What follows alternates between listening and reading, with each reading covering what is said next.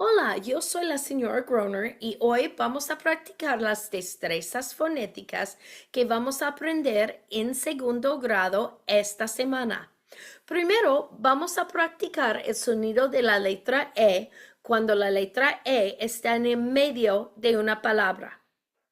Cuando la letra E está en el medio de una palabra, dice E.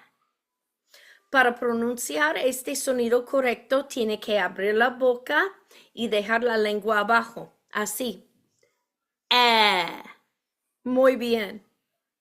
Las letras dobles en inglés tienen el mismo sonido que tienen cuando están solitos. Por eso, doble T dice T, doble L dice O, doble F dice F, doble D dice D y doble S dice S. Vamos a practicar todas esas letras otra vez. ¿Listos? E, E, T, T, O, F, F, D, D, S, S.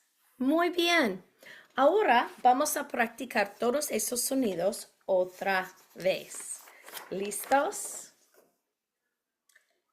E, D, O, S, F, E, T, E, O, T, S, F, S, D, E, O. Muy bien. La otra destreza fonética que vamos a aprender esta semana es el afijo re. En inglés, RE dice re y es un afijo que va enfrente de una palabra. El afijo re significa otra vez o atrás, otra vez o atrás. Vamos a practicar los afijos que hemos aprendido. ¿Listos? Re,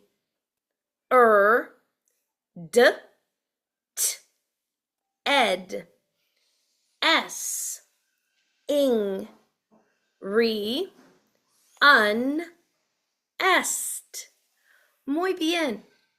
Si quiere practicar más, busca en el enlace para otros videos en inglés para practicar esas destrezas.